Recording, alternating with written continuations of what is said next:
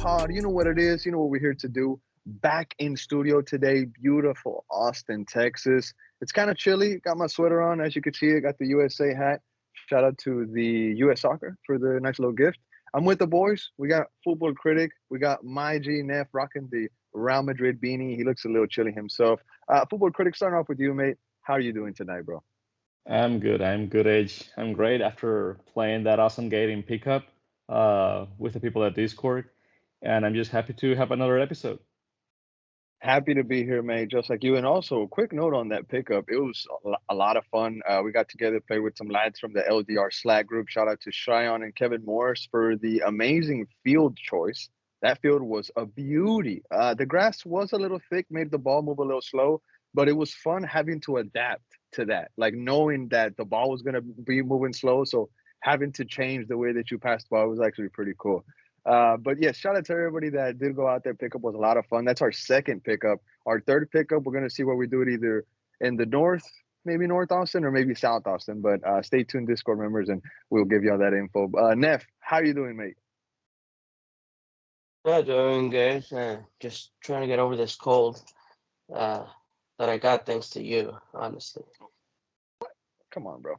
Come on. How was everything so far this week, other than this cold? It's great. It's great, honestly. It's been a great week. Been informing myself on MLS rules and stuff, but more importantly, international break is over, and I got to see my beloved Madrid win today, so which was wonderful. On the international football topic, I got you boys some really nice swag over this holiday weekend. Got you a nice little Real Absolutely. Madrid jacket, Football Critic with the Dortmund jacket. But hopefully you guys like that gift from the top flight end of things. Appreciate everything that you guys do on here. Eric got a Manchester jersey, and then we got two more gifts left, but I need to link up with those two guys whenever I get a chance. Real quick before we get into the episode, I want to send a shout out to all the Patreon members. Very thankful for you guys. It is, Thanksgiving weekend. We're getting back into the regular work week here when Monday comes around. But this Thanksgiving weekend just felt thankful for everybody around Warehouse TV, everybody that contributes to Warehouse TV, and of course Patreon members, like I said, everybody that's on Discord. And if you're not on there yet, if you want to find out how, I believe we have the link in our Instagram bio, and we have a post on it that's pinned to the top. So if you want to join Patreon, it'd be really awesome if you do. The Discord on there is popping. Tucker kills me with his memes. He be wilding out sometimes. And everybody else on there is just such a joy to talk to day in and day out about Austin FC and everything else. But boys, anything you want to add on to the intro before we get into the Austin episode we got today? Yeah, just a shout out to that Discord, man. I mean, we talk everything. We talk international break, every single country in every single place. We talk CONMEBOL, we talk CONCACAF. There's a specific Yeah. channel for US main national team, a specific channel for the Mexican national team. There's La Liga channel, EPL channel, League One channel, like everything. It's just that there's a way for you to talk about whatever you want, and people will respond. So it's great to get it every single soccer tag that you have in you just out. Yeah, and I think my personal favorite right now, the past couple of days, I'm not gonna lie, the rumor mill has been a little silent, a little quiet in the Austin FC side of things, but the transfer rumor channel has been crazy in the past couple of weeks, and hopefully it does kick back up. I did have an interesting conversation with Il Capitano Verde. If you know, you know. But more stuff is definitely going to start coming around in that transfer rumor channel. But hopefully we get some official names in the Austin FC side of things. That'd be a lot more fun, other than just rumors. So shout out to everybody on the Patreon and to the Discord. Shout out B, Bali, Primo. Hopefully we can have those gentlemen on here soon. But all right, Football Critic. I think Neff went off screen real quick, but I think he will be back. I'm going to work on getting him back on screen. But me and you can start off the Austin FC side of things while we wait for Neff to come on back. We're going to start off with Austin FC news and hot topics that are trending on social media right now. Like I said, the offseason has been a little slow the past couple of days, maybe because it's Thanksgiving holiday and everybody's out on vacation. We see Gallagher is out in England doing his thing, watching Tottenham play. We see Will Bruin is out with his family also on vacation. Maxi and Drusi They're out in Disneyland hanging out with Felipe Martins. I saw that the wives shared a post thanking them for their hospitality. So it's nice to see that ex-Austin FC players and current Austin FC players have still a bond outside of the field. But one of the main things, Football Critic, that we had this past couple of days was the invitation that We're Austin TV received to speak to Futbol A Lo Grande. If you don't follow them on Twitter, it's at FALG, Futbol A Lo Grande, FALG, and a couple more numbers as Neff comes back onto the stream. But we got the invitation from the Football Critic to go chat with them on there. It was pretty much like a Twitter space, if I'm not mistaken, but I was communicating with them via WhatsApp. And they were asking me some stuff about Romaña and about Romaña Redes.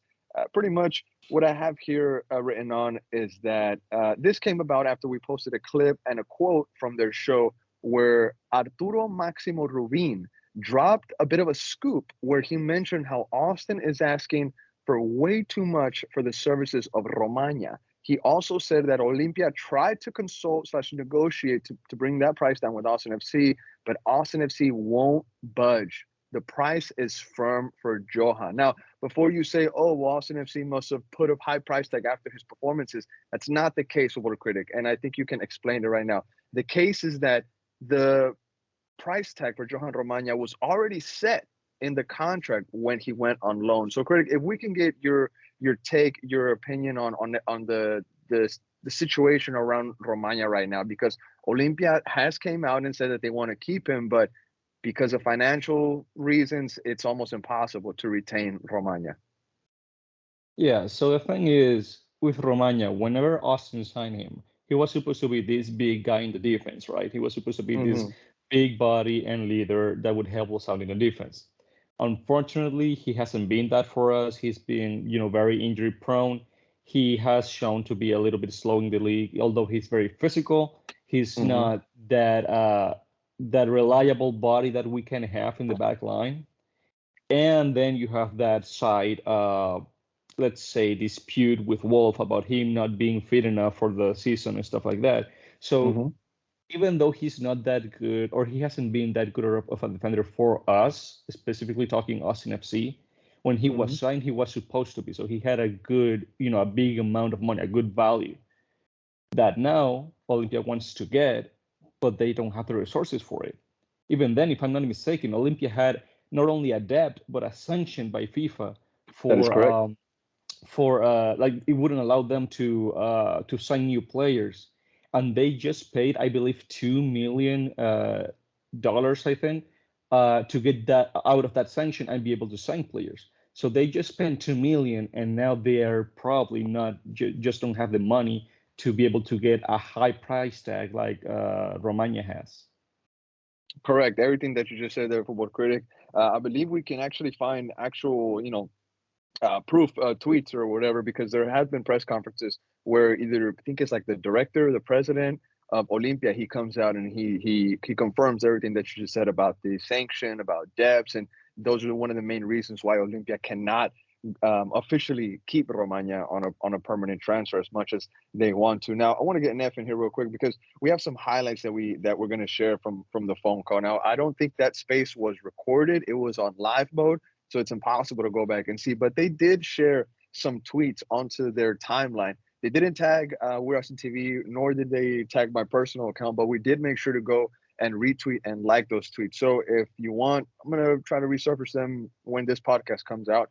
But you can go onto the We're Austin TV page and you can see the retweet or likes from Futbol A Lo Grande. Now, some highlights from the phone call for everybody listening is one of them was Romaña arriving unfit to preseason in 2023 made Wolf send him out on loan to Olimpia. I think that was one thing that they weren't 100% sure on. So when I said that, they were like, oh, okay, because it caused them to, kind of like highlight this topic. Another highlight is Austin FC's high price tag, which we discussed for Romaña in the original loan contract. And Olimpia wants to negotiate, but Austin won't budge. We talked about that for just a couple of minutes. Another highlight is the people that were on the other side of the phone call, the pundits, they asked, what do Austin fans think of Romaña? Do they want him back? And what memories do we have of him there? I mentioned a lot, kind of what Football Critic said a couple minutes ago, how He's a bit slow, very good in the air, very physical. But other than that, I'd really like to know what Austin FC fans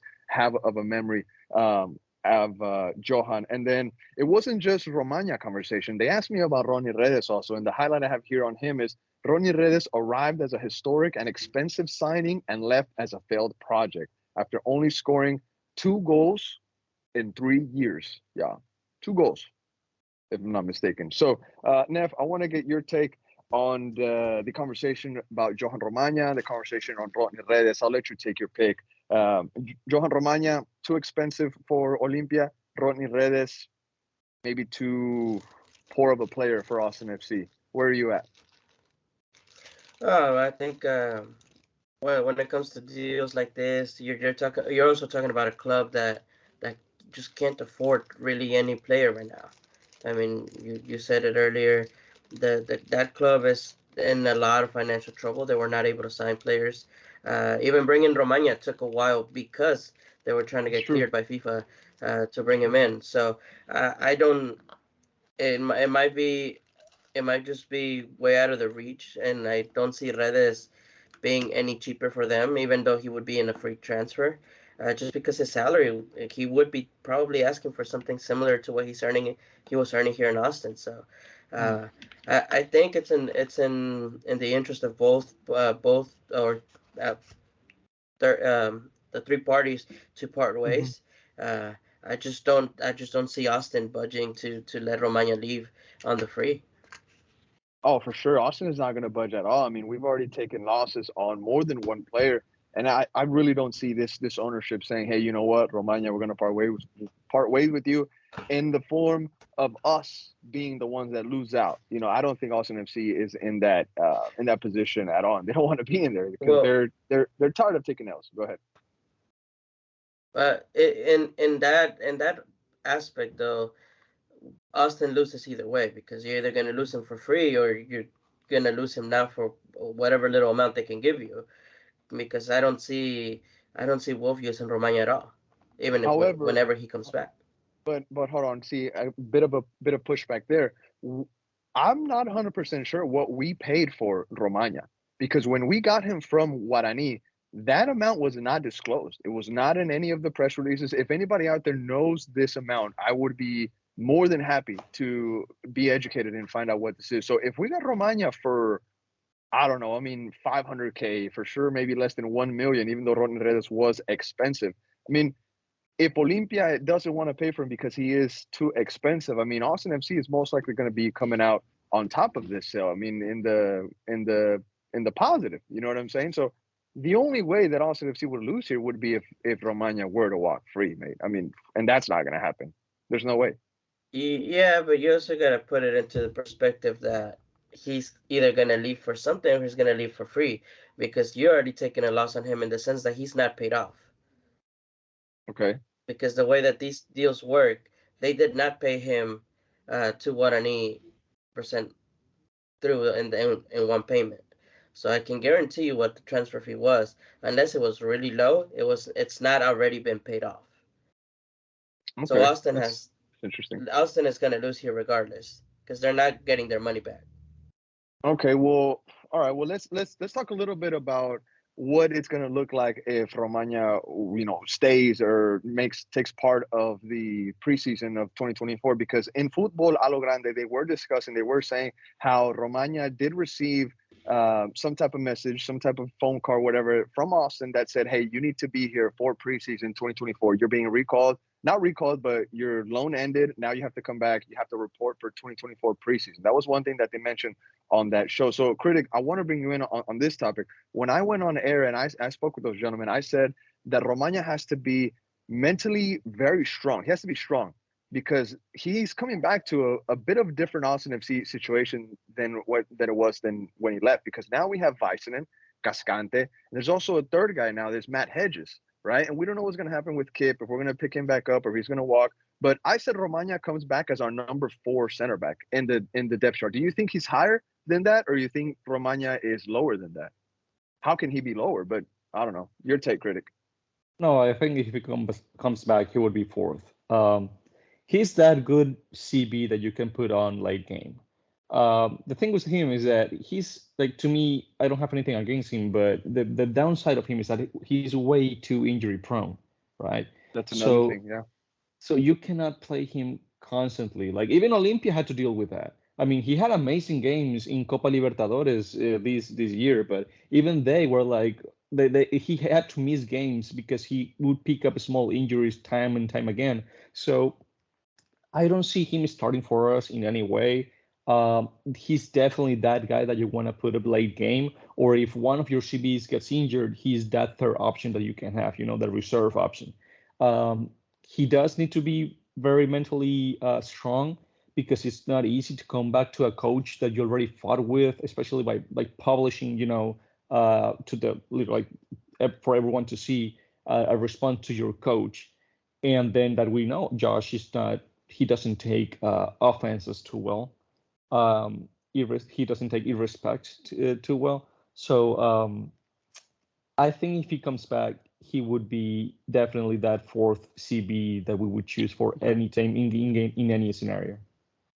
What I like about Romaña, what I think he has going for him right now is the fact that he's younger than all of our center backs. You know what I mean? And he's coming back with Libertadores experience. That's one thing that I'm going to look for in Romaña when he does come back to Austin. Is it, hey, did you get better? Did you learn anything? Did you come back with the mindset that you're ready to be fit for preseason? Because that was one thing that a lot of the fans and the coaching staff had against Romaña was the fact that he came into multiple preseasons, quote unquote, unfit, according to Josh Wolf and the rest of his staff. There was some posts on social media, on Instagram. Everybody knows this, where Romaña kind of clapped back at Josh Wolf, posting a picture of his abs, saying, "Who are you calling chubby?" You know what I'm saying? And that was a very interesting time for us in FC. Now, I do have some stats here. Johan Romaña for Olympia this season: 19 games, 3 yellow cards, 1 red card in the form of a double yellow, not a direct red, and just over 1,200 minutes. I believe he missed just over 24 games, I believe,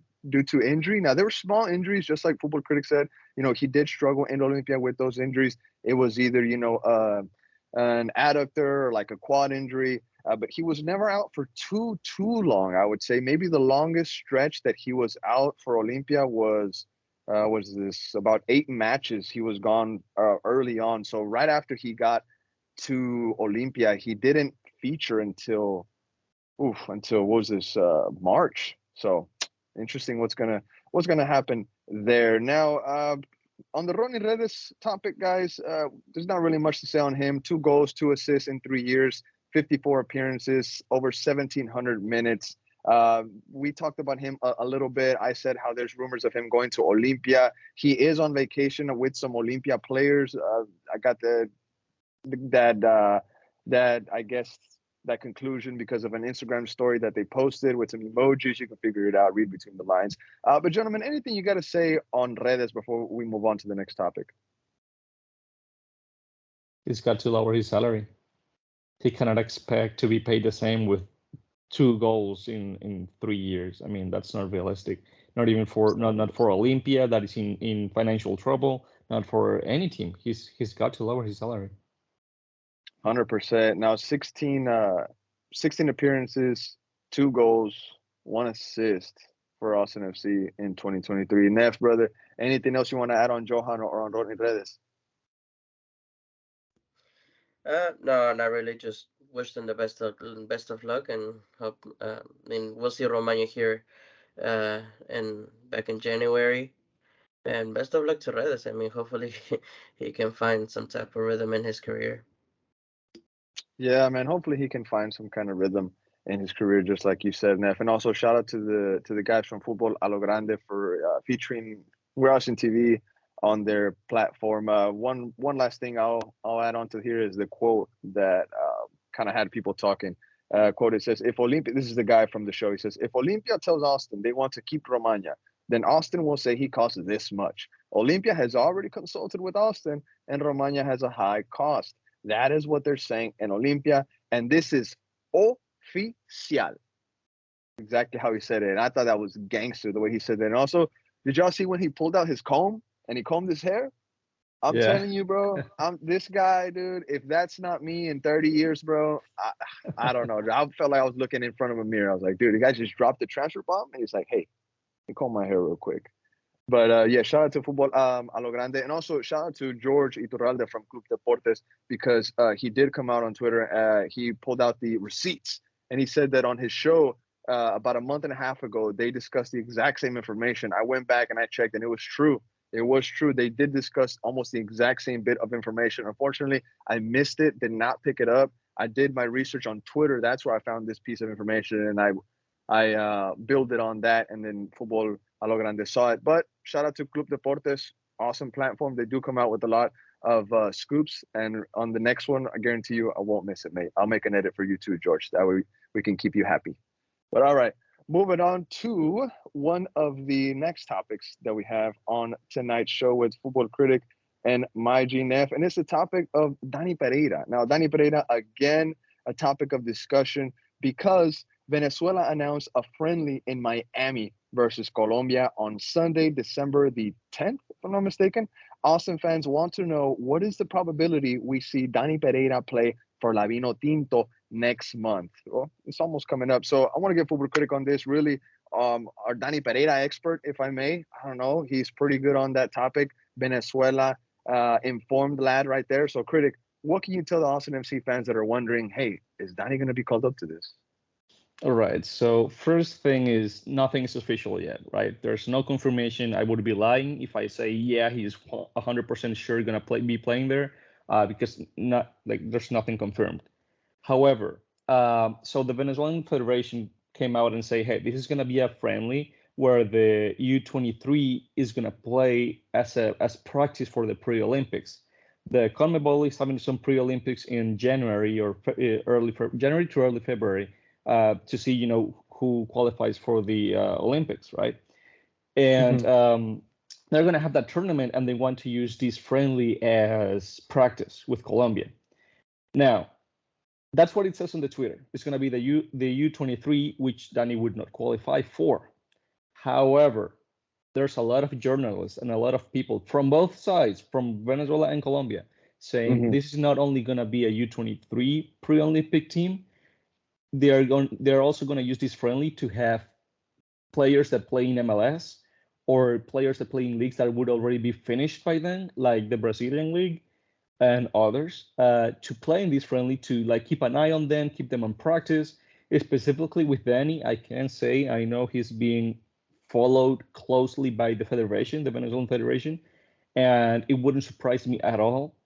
I would say even it's more likely that they want Dani to play in this friendly, to keep an eye on him, to keep seeing him with the national team, even though he's not the main team, ahead of the 2024 Copa America in the U.S. next summer.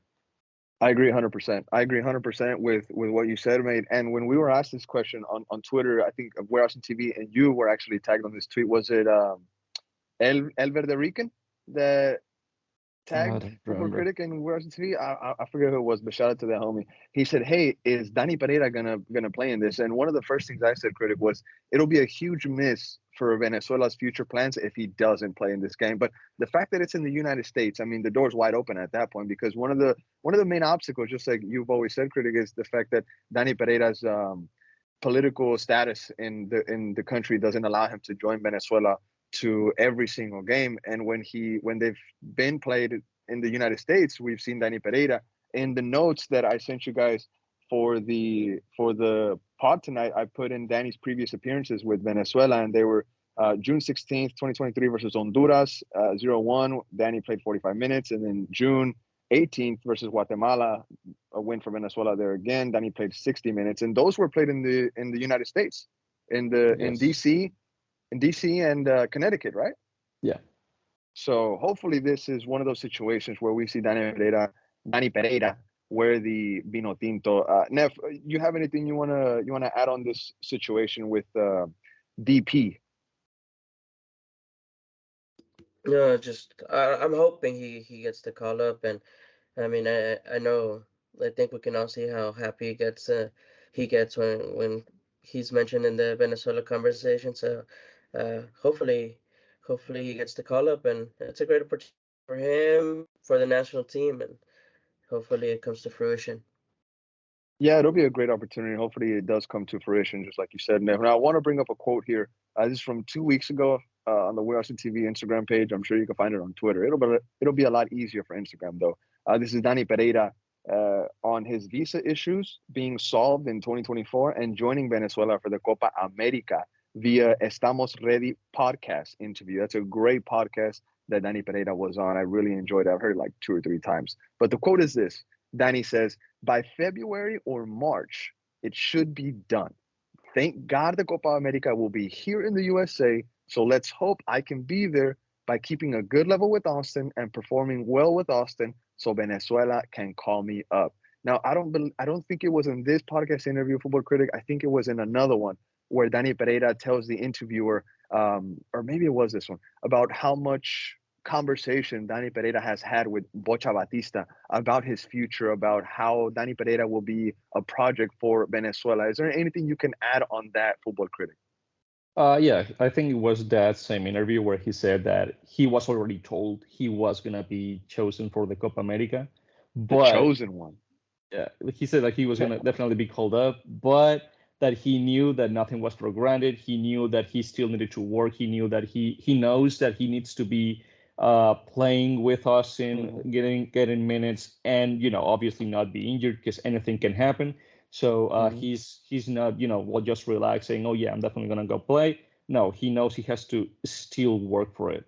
And about the friendly, I can just say Venezuela has a lot, and I mean a lot of players in MLS. So considering that the friendly in Miami is, gonna be whenever MLS is done, I definitely see them getting all of the MLSers from Venezuela getting together to see how they do well. How they play ahead of that Copa America. Now, after I get my Dani Pereira Venezuela jersey, Football Critic, you know what my second one might be? Which one? Soterdo. Soterdo. I'm gonna get that one, bro. I love the memes when they compare him to Barney of the Flintstones. He looks just like him. He's identical. Him, and hey, he became the captain for Santos today, and he got the assist at the 90th minute versus Botafogo, one of the top teams in the league right now. So the guy is, a Venezuelan is a captain of a Brazilian team. Like, who would have seen that, right? Football Critic, can you remind us where Venezuela is currently at in the standings for the qualifiers? Are they in 5th? Oh yeah, no, they're in 4th place, right under Argentina's 1st, Uruguay 2nd, Colombia's 3rd, Venezuela is 4th, and then Ecuador 5th, and Brazil is 6th. Can you imagine, Football Critic, the scenes if Dani Pereira is part of the team that qualifies Venezuela to their first ever World Cup? Hey, can you imagine that? If his situation gets cleared up by next year, first half of next year, the qualifiers resume in September of 2024. So he definitely would be in that team. Oof, y recontra, oof. Neff, bro, anything else you want to add on Dani Pereira, bro, and his situation also before we go on to some of the next stuff here tonight? Nothing much to say except I'm very excited for him. It's gonna be a great year for him.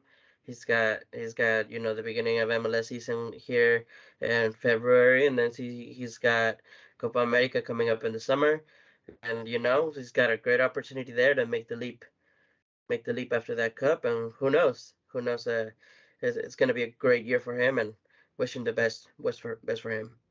Only thing left, mate, is we got to get this young man paid. But the money is coming. This kid is a freaking star. He is an international sensation in Venezuela. Twitter loves him. The fans love him. Whenever he's there, they say that he's such a good player and he has a bright future. So if only we could get him a good contract here at Austin FC, get him out of the lame number that he has right now, because this kid is a baller and I'd love to secure him here long term. But it is what it is. His future's probably somewhere else. I know Neff and I go back and forth on this, and Football Critic, we go back and forth on this all the time. But Dani, the future this kid has ahead of him, bro. I get chills thinking about it. But all right, guys. Moving on to one of the next topics that we have here tonight, and I labeled this one as the Austin FC fan fiction and interesting takes. Because last night after pickup, we went to Haymaker. It was myself, Neff, Football Critic, his brother Andre, Tucker, his brother, Tony Photos. And we were there, chilling, shooting the shit, talking, right? And there were some interesting takes that were mentioned, and I remembered a few of them to mention it on the pod here tonight. But the first one that I want to start off with is a coach, and it's Jim Curtin, Phillies coach. Now this will fall under fan fiction because some fans, I put myself in there, would think that Jim Curtin would take an Austin FC type of job, right? He might be aiming for higher clubs, but I would love him at Austin FC. But Jim Curtin dropped an interesting quote after being eliminated with Philadelphia. And it really kind of had me thinking. But before I get to the quote, I'll read what I have in my notes. It says, Jim Curtin and Philly were eliminated from the MLS playoffs again, and Austin fans are starting to ask about his availability. Jim Curtin said that he is good in Philly, but does he need a move to win the chip? He can, I don't know, I think I put a typo there. Can Austin be a good destination for him after the Wolf era? That's what I have on there. Now, the quote from Jim Curtin is this. It says, quote, I'd sign up to be playing in the big games over being at a club in complete disarray that has no chance to ever compete for anything. There are about 25 of those teams in our league. I prefer to be where we are. That's Jim Curtin on the rest of the league after elimination. And it's important to note that there's 29 teams in MLS. That leaves 4 of them. So Jim Curtin saying all but 4 teams in MLS are in complete disarray and have no chance of winning anything. That's an interesting take to have. But Critic, I want to start off with you, mate. What do you make of this quote? Do you really think that it's only 4 teams in MLS that have a chance? And do you consider Austin to be in those 4 teams? This year, no. I mean, we didn't accomplish anything. If we're talking post-Wolf era, yes, there's a chance because I think if the project that we have comes true, right? It's not just some dream that we never accomplished. If it does come true, Austin will be this club heavily based on the academy, on the FC2. And if you think about it, that's what Philly is, right? Philly is this team that weighs heavily on the academy and on working as a team.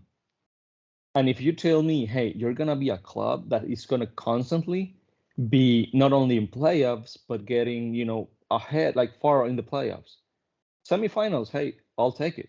To me, the very minimum that you should aim for as an MLS club is to always make the playoffs, right? Always, no excuses.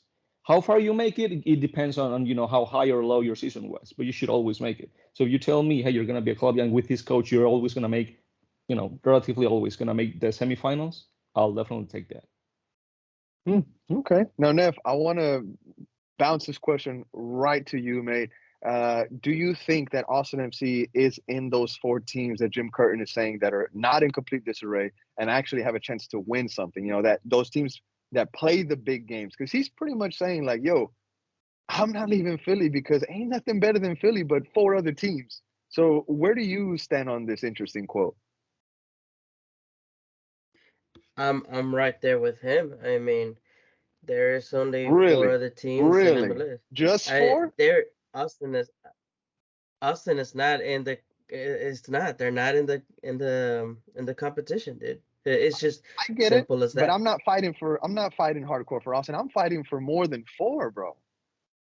I mean, look, I could name you LAFC, Prime Miami, maybe New York. You're putting Miami in there already? Okay. I mean, they have a better project than us Miami right now. in there because, yeah. All right, go ahead. Because because I know you're basing it on that, but you forget they're about to get Luis Suarez. Yeah. Along with maybe another 2 players that are. But can you just gonna break the league.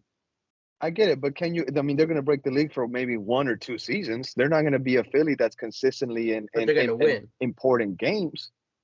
But I think Jim Curtin is also talking about for 2 years they're gonna consistently be in big games.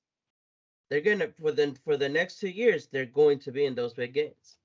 Yeah, I see what you mean, but how long can you sustain bringing in Barcelona retiring stars? I mean, I don't know how deep Miami's pockets might be, but you get what I'm saying, that Jim Curtin has implemented a system of academies and, bringing players up and betting Absolutely. on young talent. We don't see that from Miami yet, but that's a whole nother conversation. No. I guess finish this Absolutely take. not. I mean, you could add Your take. Atlanta to that. You could add Atlanta to that if that's going to be the case as Columbus. well. Then Columbus is up there, bro. Columbus as well. Yeah, of course. And if you're going to go academy based, of course, Colorado's in their MLS Next Pro. Look, they got pretty far. I mean, you're talking about teams that have the potential, right? And that based off their academy. So I think that's we going to kind of be deviated a bit. I think we kind of got away from the question a little bit. There's no way either Colorado is or. in that top four. Austin is not in that conversation. Okay. Austin's not in that conversation, and it's a little bit sad because Jim Curtin would probably be probably if not the best coach to take over at Austin FC with the type of project that they want to implement in here. He's a great candidate, honestly. He was even getting shouts for the U.S. men's national team when they were in their hiring process, and they ended up hiring Berhalter again. But he was getting shouts. But you gotta remember, okay. like this is we're talking about, the question said post-Wolf era, right? Mhm. We got an academy, a U15 academy that won the Adidas, what was it, Adidas Cup, Adidas, The GA Cup.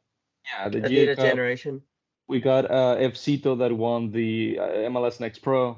The U17, even though they didn't win the tournament, also Generation Adidas, they did fairly well. So we're talking post-Wolf in, what is it, 2 years?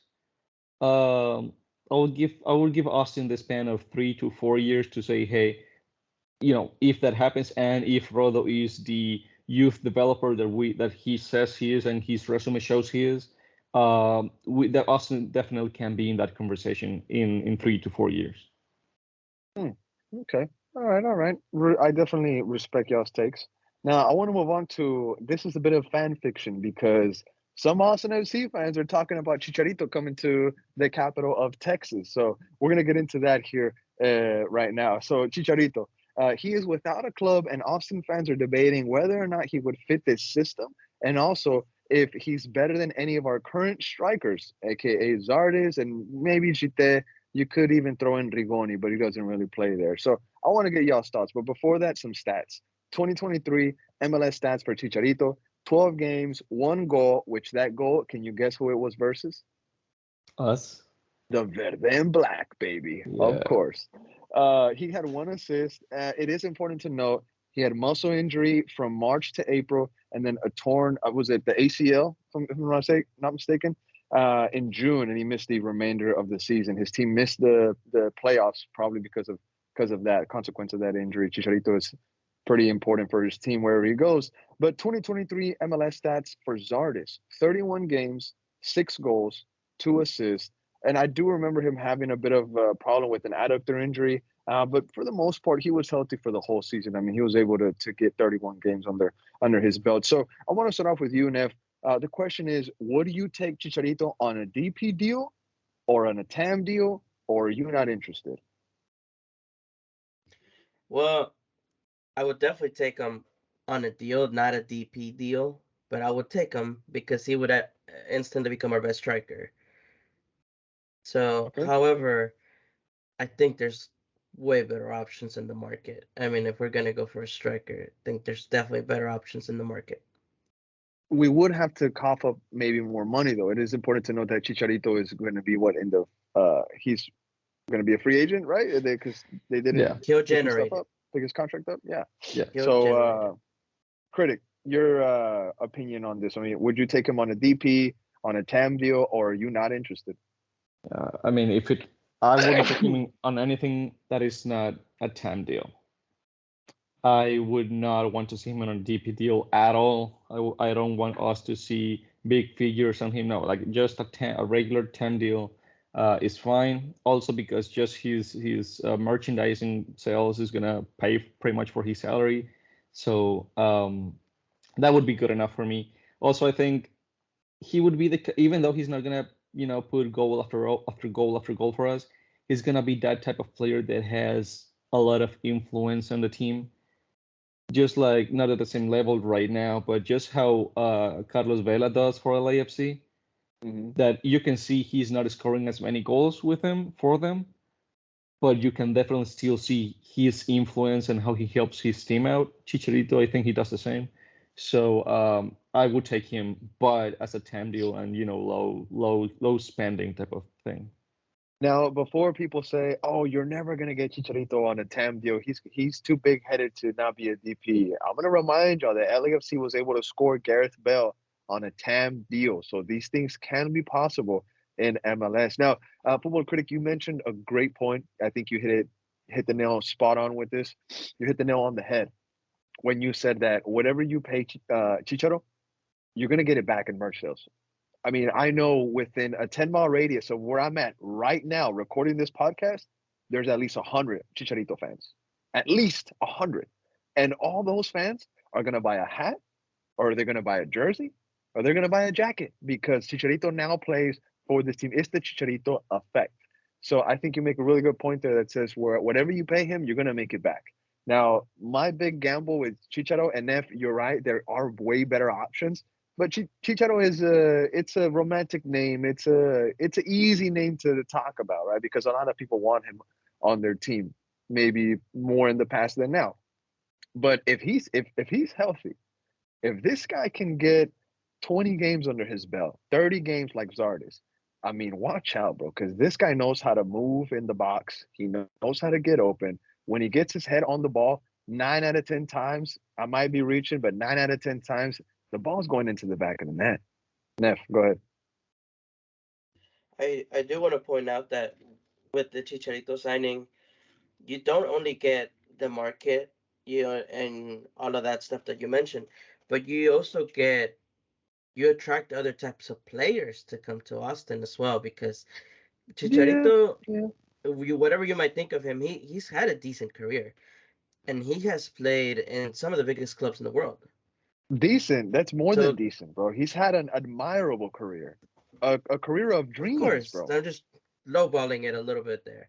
Okay. But you know what I mean? Like he's willing. He has that pull on him to attract these type of players here as well. So you put Austin's name out there in a big way. I agree on that. Let's see. Anything else on Chicharito? Just shout out to Profe for highlighting this when we were having a couple beers at Haymaker. He said, "Hey, have y'all seen Chicharo's recent videos that he's been posting like on social media? He's on a super positive kind of spectrum. I mean, it's positivity after positivity, and I really think we shouldn't underestimate the power of the mind, because if Chicharito can get his mind right and get his body right along with it, I guess you can say, I mean, he can get maybe 1 or 2 more seasons out of him, or maybe for sure one. I know he's coming out back of a harsh injury, and a lot of fans are going to clap back and they're going to say, "Oh, you want a guy that's coming back of a harsh injury?" All I'm saying is don't underestimate the power of your mind. And when you set yourself to something, if you're committed enough, I mean, you can accomplish anything. Now, gentlemen, I'm sorry for sounding a bit of a social media guru there, but anything else you want to add on Javier Hernandez and the idea of him coming to Austin? Because there's got to be more teams out there. Critic, anything you want to add, mate? Well, if you think about, he's supposed to be tempted by HH on Houston, right? Mm-hmm. So the idea of having HH in Houston and then Austin Chicharito and then having that, Texan derby, that could get interesting financially for the league too. Okay, real quick, thumbs up, thumbs down, say yes or no. Would Chicharito fit this system? If he can, if he's healthy, he plays 30 games, would he fit the system? Neff gives us thumbs up. Football Critic. No. But no, it doesn't fit the system. It's Josh. It's Josh. To me, it's Josh. Not. Okay. Yeah. Oh, Neff is agreeing there. Oh, okay. All right. The Girona fan and the Madrid fan are agreeing on something. That's interesting, ladies and gentlemen. But all right, let's see. Moving on to, just a couple more things. I do want to point out how on the next episode, y'all, I know a lot of people have been asking about this, especially in the Discord. The end of year awards will be next episode. I promise. It's tough being out of the season this early, because I was kind of hoping we were in the playoffs, and it's barely November, so I'm waiting for December for the end of year podcast awards or end of year award podcast, and we'll give out the goal of the year and all that jazz, and FCito player of the year and everything that those folks voted on. Let's see, another thing, new studio in the works. You know, I know a lot of folks love it when we're in studio, when it's Bali, Brian, Primo. But I am going to ask y'all to be some troopers and hang out with us on Skype streams, on StreamYard streams, on Zoom streams, whatever we are on, to bring out the podcast. We're going to be coming out with a couple more episodes, but by next season, we'll be in our brand new studio. So hopefully y'all can hang out with us there, keeping up with the Top Flight news. Now, let's see. More pickup events are coming. So far, we've hosted 2, and they've been a success. The first one was at Avila Indoor. We've had, what was it, guys? Like 20 people show up? 20 guys, right? It was about 20 guys, Yeah, maybe? something about that, yeah. Somewhere around there, yeah, because we had teams of 4 and one team of 5. So, yeah, it was around 20. And then for pickup, this last one that we had, it was outside outfield. It was at a middle school in central Austin. And we had about, what do y'all say, about 15 people go out there, guys, right? 16 people. We had a good 7v7. We used big goals and we had small goals too. So more pickup events are coming. For the Discord and Patreon members, you know that you get the automatic invite. We might send some out there for, just peeps that want to play soccer. That way we can get some more people out there. Maybe our Discord team versus Barrio team versus, this team versus that team. And, hey, maybe we can get it going. But boys, anything else on the Austin FC side of things before we get into a bit of European conversation? We're good? All right, Neff over there, ready. We're ready. All right, boys, appreciate it. Now, shout out to everybody for keeping up with the Top Flight Pod. Let's get into a little Europe conversation to end the podcast tonight. We got about 12 more minutes. I want to start off with Garnacho as we get on the Top Flight jet, flying over, landing in Manchester because, well, no, it wasn't even in Manchester. It was away from home, or was it home? It was away. It was away from home at Everton. What is that? Is that Goodison Park, if I'm not mistaken? Goodison Park. So I want to land in Goodison Park, Everton, Man United, Garnacho. Fantastic Chilena. I think fantastic is not even the best way to put it, guys. One of the best goals I've seen in a long, long time. A lo Rooney, a lo Cristiano. Some people are saying a lo Messi. But, Nev, I want to get your take on Garnacho's goal, a worldie, one that he's going to remember. And important to note, for his celebration, he hit the worldwide news there. So go ahead, Nev. What was your thoughts? No, I was astonished. It's a wonderful, wonderful world-class goal. I wouldn't be surprised it's going to be in the Puskás next year for sure. It's just one of those, maybe once a year, maybe once every 2 years. You don't see goals like that often at all. So, it was great technique, great cross. Just what was I think it was a Mexican analyst that said it was a goal from another game. It was like one of those goals that you score maybe in like a very dramatic late situation in a semifinal or a final. It was just one of those goals. It was amazing.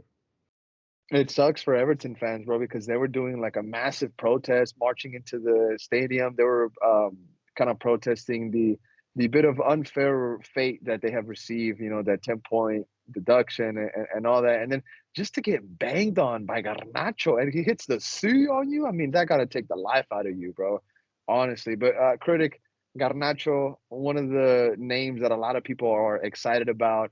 This guy has played with Messi. He's played with Ronaldo. What's your take on this goal, bro? I mean, it's a freaking worldie. Oh, I mean, it's ridiculous. It was amazing. It was beautiful. Like Neff said, it's a goal for another match.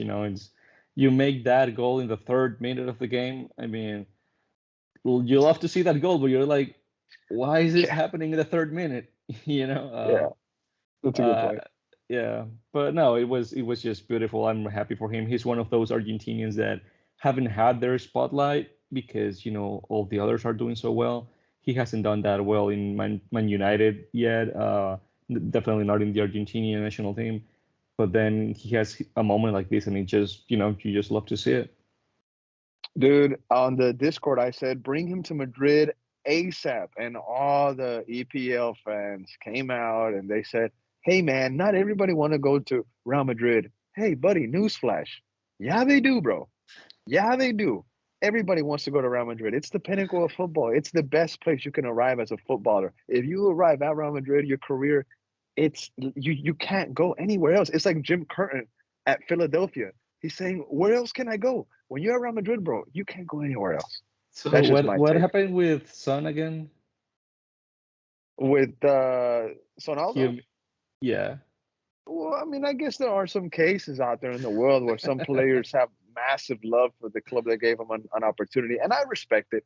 But even guys like Totti, who later, years after they retired, have came out and they said, "Hey, one of my biggest regrets is not going to Real Madrid," and that's Totti.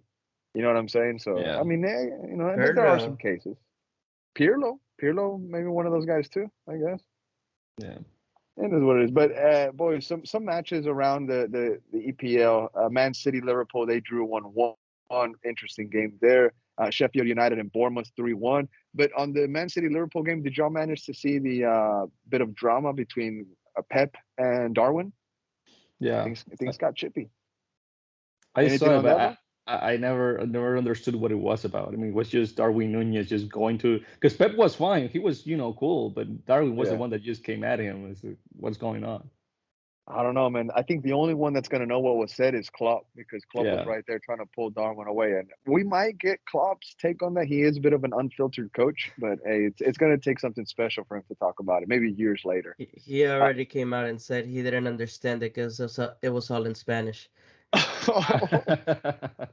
that's great. That's hilarious, bro. Okay, so some other results around the league. Brighton with a red card, they defeated Nottingham Forest. Shout out to my G Mark Turner, tough defeat there. West Ham defeated Burnley 2-1.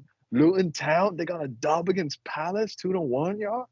Newcastle murdered Chelsea. I was watching this game along with everybody on Discord. I love when something happens and we all go to Discord and we all do that, and we go yeah. back to the game and then but Tucker was having a nightmare in this game. So was Nino. All the Chelsea fans on the chat were having a rough time, and I think the scoreline wasn't fair for Chelsea. Honestly, 4-1 was not fair. Arsenal, they beat Brentford 1-0. You see Arsenal legend, was it Ian Wright, saying that they're going to win the league. You got Aston Villa defeating Tottenham 2-1. That's Tottenham's third defeat in a row in the Premier League, bro. They were at first place, now they dropped to fifth.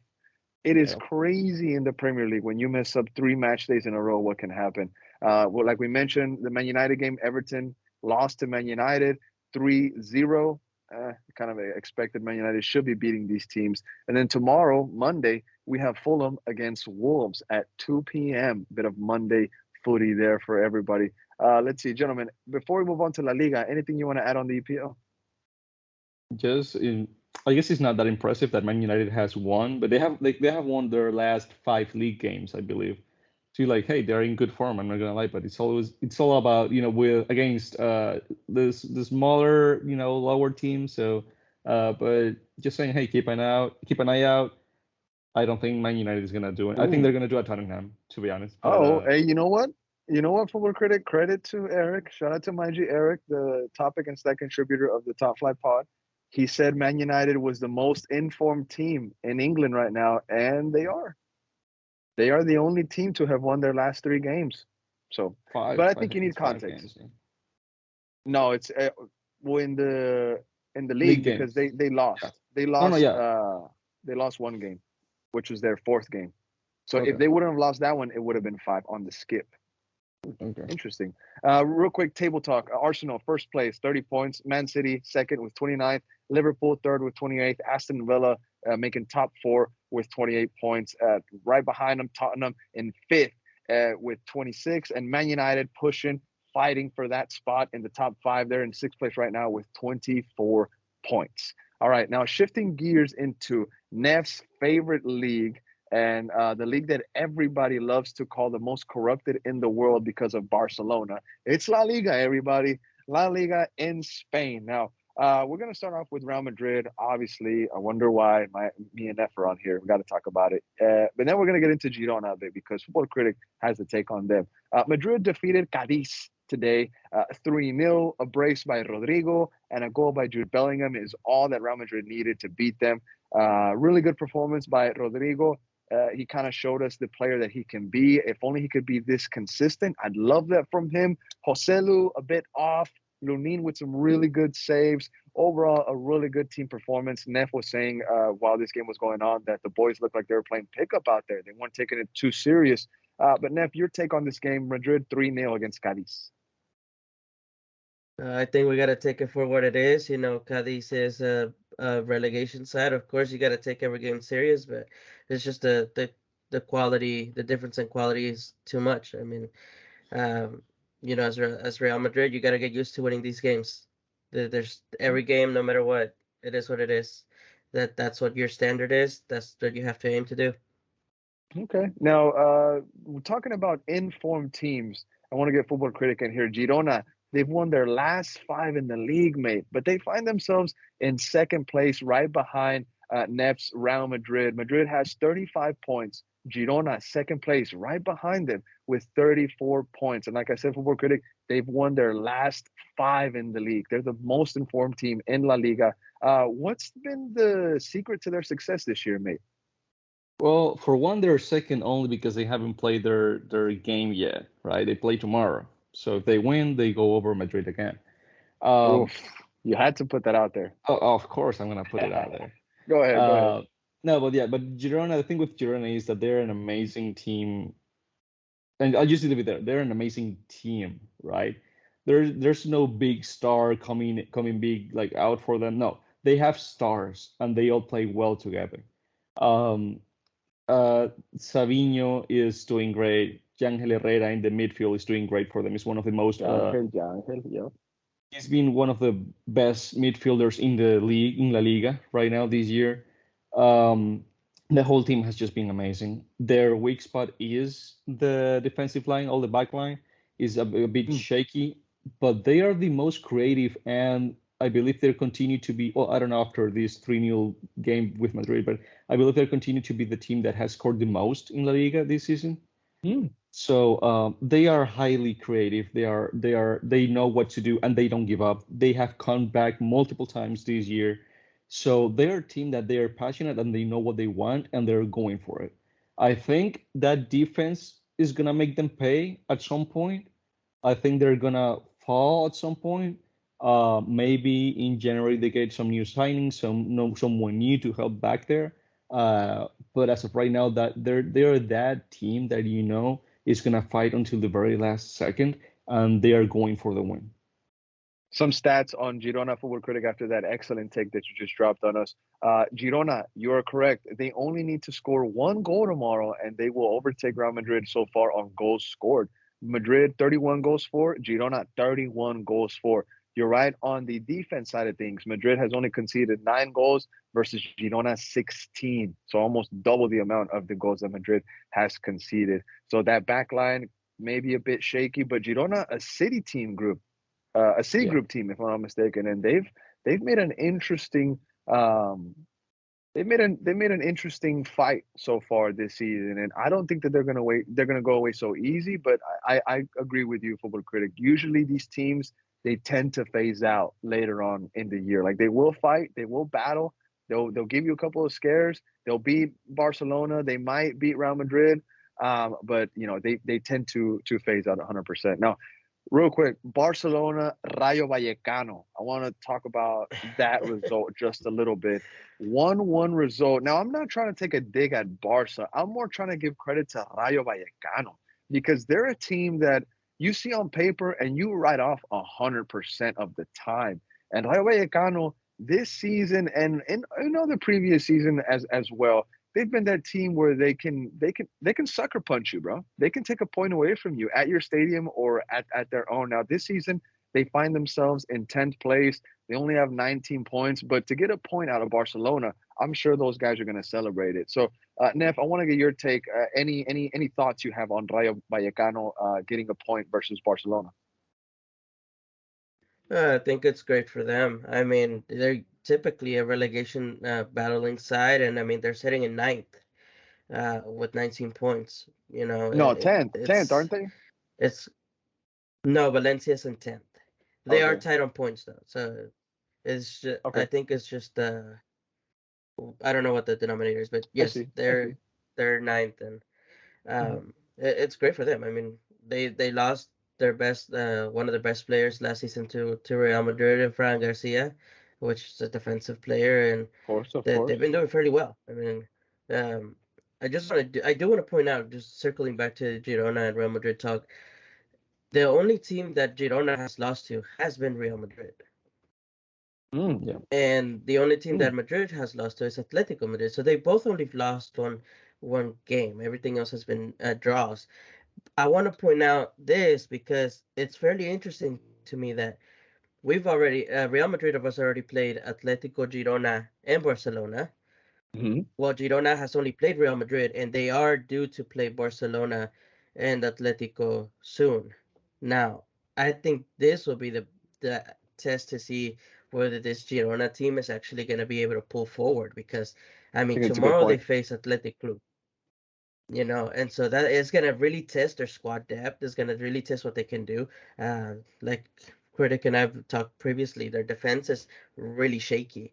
So I want to see how they do against the pressure of having to contain the attack of Barcelona because they weren't able to do it against Real Madrid, although Mm. they give a fair Okay. fight. So Yeah. that All right. there is a fair shout for Girona this season. I'm not gonna say there isn't, but in terms of you want to compare it to Real Madrid, keep in mind we're missing half of our squad. For sure. 100%. And I mean, I don't know how soon the whole team is going to come back, but you can't say, "Oh, well, come January everybody's back." So it's not going to get easy for Real Madrid either. And we know based off of some information that's come out on social media sources that Madrid is not going to sign anybody. So what we got is what we got. So it is what it is. Now, real quick, before we leave La Liga, Spain, which country that I want to visit soon, hopefully one day.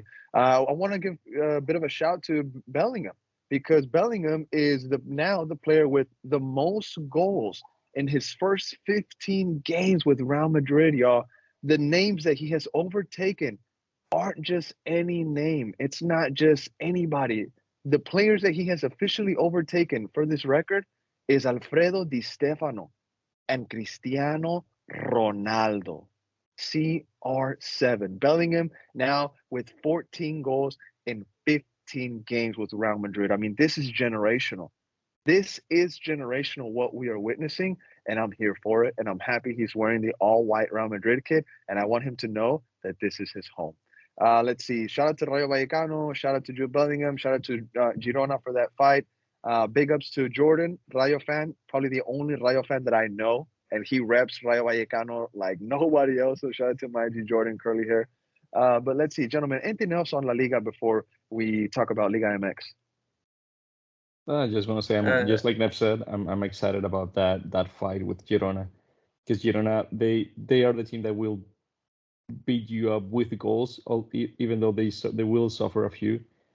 Like Girona were able to beat Rayo Vallecano, the team that neither Real Madrid or Barcelona could beat, but only because their offense is that good. So it's interesting that battle of is my offense better than your defense, even though my defense is not good.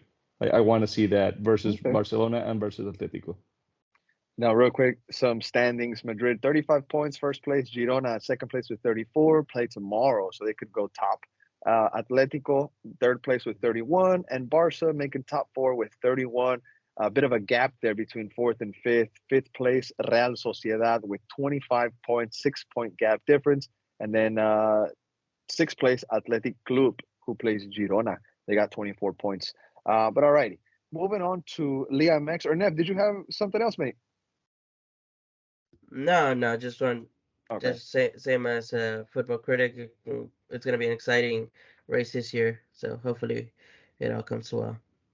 All right. Now, I want to touch up on Liga MX because we do talk about a lot of Liga MX on the Discord channel. So I figured I'd throw it out there because it's important to note that the playoffs, they start today for Liga MX. Today we have Leon versus Santos Laguna, Neff, your team, Santos. Today at 8 o'clock, Yes, it's going to kick sir. off in Sunday here in 30 minutes. It's currently 7:29 in Austin, Texas, Central Time. We also have the MLS playoffs that are going on right now. I believe Houston is still leading Sporting Kansas City 1-0 with some controversy in that match. But Liga MX, León versus Santos today at 8. And then moving forward, Wednesday, San Luis Monterrey, Chivas de Guadalajara, my team versus Pumas. That's also Wednesday, November 29th. And then we have Puebla versus Tigres. The same Wednesday, November 29th is going to be a banger. And then you have the return legs that will be held on December 2nd between those teams. Now, America, on Google it says they're playing a TBD team. Who are they supposed to be playing? Yes, because that's because it's not the playoffs yet. It's not liguilla yet. This is the Repechaje. second leg or the repechaje of a technical play-in. Except Okay. this does not go to a series of 3 games. So the winner, America, will be facing the winner of León against Santos. That makes sense. That's why they're playing today. Okay, so Liga MX went out there and switched up their format just a little bit, huh? Yeah, I actually MLS kind of based it off a little bit of this because this was something that started with this format was introduced back when the pandemic when they kicked off the pandemic again. Well, after the pandemic, so that's when they started doing it like this. Okay, very interesting format that Liga MX is now taking on. I mean, I like it. I like that there's a wild card, because they also made their playoff spot bigger. They went wider with it. Was it 12 teams now that make the quote unquote playoff? Yeah, Right? yeah, 12 of them. yeah. It's ridiculous. It's a lo MLS, I guess we can say. MLS made theirs. Liga MX made theirs. It's ridiculous. It's more money, mate. You know it. But Leon Santos Laguna predictions. Ridiculous. Predictions. I'm saying Santos wins at the very minimum, like a 1-0. We don't have a good history against León, so I'm praying here. Okay, I'm also back Santos on this one. I want to see them take down the champions of the CONCACAF. That would be very fun to say, like that a regular Santos team has knocked out León, the champions of CONCACAF, and which will completely destroy their title of being CONCACAF Champions League. Like, how are you going to be champion of CONCACAF and lose out to León? So come on, León. So come on, Santos. Take out León. Critic, what prediction you have for this game? You can't know much on them, so it's kind of just like a shot in the dark. Yeah, I was gonna say I'm not the guy for Liga MX. Call me ball, ask me anything. Liga MX not so much, but I feel you. But I mean, if anything, not knowing nothing, I would say León as the CONCACAF champions, right? Right, there you go. So, Yeah, it's perfect. I agree with that take. I mean, because if you're just looking at this from the outside in, you see León is the champion of CONCACAF. You see Santos, they're mid-table team. Here, though. As a non-Liga MX fan, that we were friends. Me, I wouldn't know Santos existed if not for Neff, because what have they done? Support your friends, buddy. Neff, I'm not going to be as cold as Football Critic. I'm not going to be as cold as Football Critic. I'm going to say that I knew about Santos because of Borghetti and El Pony Ruiz back in the day, and La Chita Ludueña, ballers, tremendous players. So Santos has Cristian Benitez. Well, of course, the list goes on, bro. I'm just mentioning just a few. Brunetta, the one people want to see in Austin FC. Come on, bro. Oh yes, we were talking about that today on the Discord, right? There's a player from Santos that shout out to Juan Samarron, if I'm not mistaken. He said, "Hey, we should go after this guy," and then everybody was like, "Hold on, might be an interesting prospect." But let's see. I think we leave it there tonight, guys. I mean, we kind of touched up on everything that's current right now with Austin FC. Now, of course, we could have more news drop on Monday. More news could drop on Tuesday. But as of right now, gentlemen, I mean, is there anything else that we can touch up on tonight? I think we might be good. I mean, let's see. We got Romaña talk, Redes talk. I think we're straight, guys. Yeah, I think we're good. All right, we're good. Well, hopefully we get some more news dropping on Monday. We could get some more news, like I said, on Tuesday. It might even for Wednesday. Biggest surprise, maybe tonight. Biggest surprise for me this offseason is the fact that they dropped the roster decisions on a Friday. that threw me off. I was like, why on a Friday, dude? Do it on a Tuesday. You know what I mean? I'm trying to focus on my weekend. Now you just threw me off. But yes, as we close out the pod, I just want to say a shout out to everybody. Shout out to Neff, Football Critic, Scott, JC, B, the editor of the pods, Primo, Bali. Hopefully we have those guys on the pod here soon. They've been a little bit busy, but we know that the listeners out there love to hear what Bali has to say. But subscribe to the Patreon if you want. We'd appreciate it so much. You get a link for the Discord and the care packages. Yes, the care packages for the Patreon members, they are in the works. We partnered up with a local sticker company and a pin company, so they're getting our packages ready. And as soon as I get them in my possession, we're gonna start sending them out. And you'll have some we have some TV stickers, some pins and stuff like that, some swag for you to deck out your refrigerator, your laptop, or I don't know, your Crocs. I don't know, whatever you want to do. But all right, guys, hopefully you have a good night. Have a good rest of your day. Have a good morning. And we'll see you soon. Top flight, baby. Let's get it.